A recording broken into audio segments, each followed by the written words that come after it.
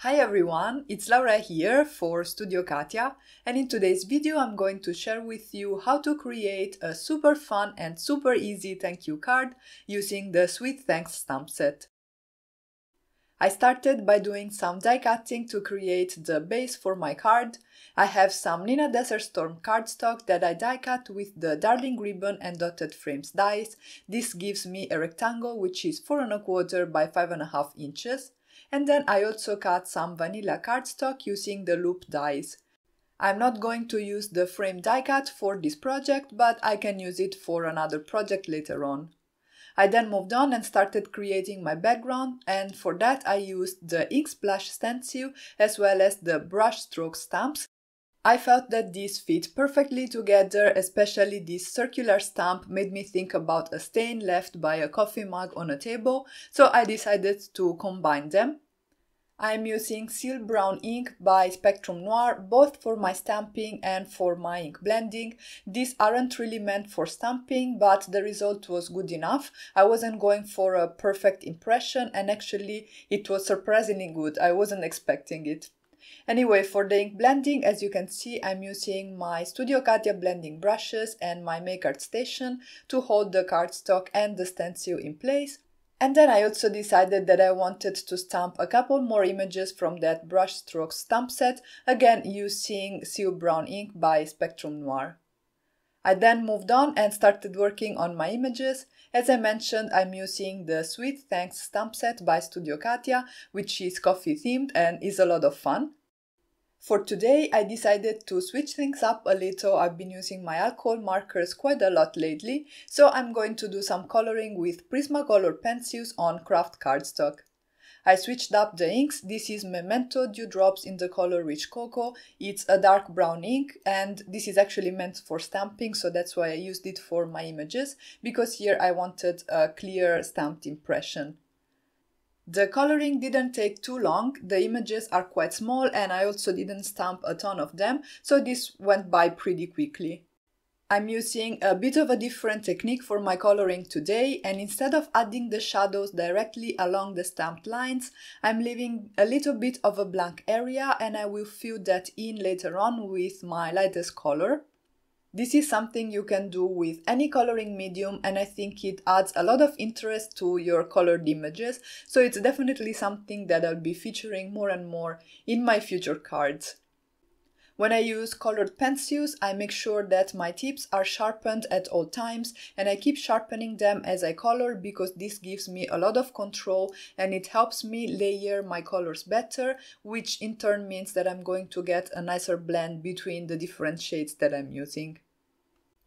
I'm not going to show you the coloring for each and every image in this card, but I will show you each color combination at least once, and you have seen already that the names, or rather the numbers of the pencils that I used, are on screen for your reference. While I finish coloring the images, I just wanted to remind you that if you do enjoy this video, you can give it a thumbs up and leave a comment in the comment section down below, as well as subscribe to this channel for more card making and paper crafting inspiration if you're not a subscriber already. And I also wanted to let you know that this Friday, May the 1st, I will be live on the Studio Katia Facebook page and on the Studio Katia Facebook group. The live will start at 2 p.m. Eastern Time, and I'll be making a card with you guys. If you join and comment during the live, you will be also entered to win a $15 gift certificate to the Studio Katia store. So if you are interested, I will have all the information as well as all the relevant links in the description box down below.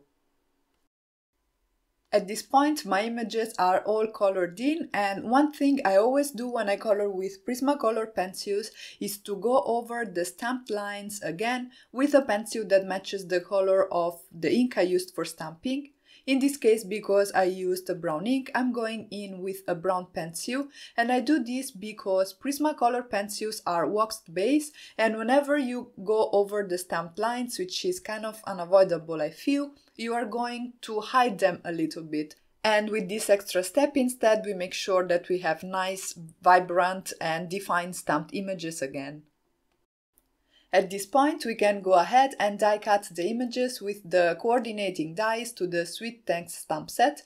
I secured them to my cardstock with some purple tape so that the dies wouldn't shift, and then I ran everything through my die cutting machine. I also decided that I wanted to add a little bit of extra detail to my background, and so I took the image with the coffee beans from the Sweet Thanks stamp set and I'm stamping it on the background at random. I'm using the same ink that I used for my images. It looks a little bit darker than what I have on my cardstock, but on the one hand it will fade a little bit as it dries, and also I don't mind that there is a little bit of variation in the depth of my browns on the background. For my sentiment, I have a strip of brown cardstock that I am cutting with the Darling Ribbon and Dotted Frames dies. This will create a dotted detail on the edges of this strip, which will match nicely with what I have on the background. I'm using the grid on my mat to make sure that everything is straight, and then I can run it through my die cutting machine. This is a step that you can totally skip, but I think it adds a bit of a finished look to the card. I'm going to do some heat embossing for my greeting, so I am prepping my cardstock with an anti-static powder tool before stamping my sentiment with embossing ink by Wow, coating it with vanilla embossing powder and then melting the embossing powder with my heat gun. The reason why I chose vanilla rather than white is to match the color of my cardstock on that front panel. You could use white as well if you didn't have vanilla, but if you have it, I think it's a nice touch, so everything matches together really nicely. At this point, everything was ready and I could go ahead and assemble my card. I coated the back of this die cut with some Studio Katia liquid glue, making sure to have it everywhere but not to add too much because we don't want it to ooze out, and then I adhered it to my background. You can see now that all that pattern is a little bit hidden by our front panel, but it shows through pretty nicely and adds a bit of interest to the card. I decided to raise my sentiment and my images on some foam tape, and I'm using black foam tape by Studio Katia because my sentiment banner is so dark.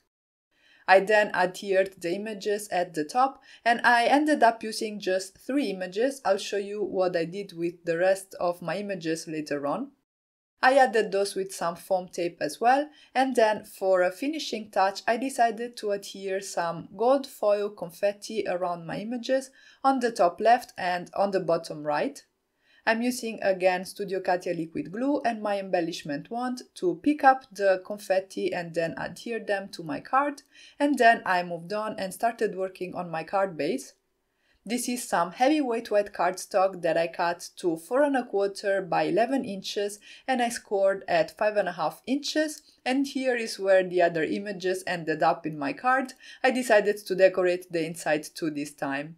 So I stamped one more greeting from the Sweet Thanks stamp set, and this also matches the theme of my card, and then I adhered the 2 extra images on the bottom right corner.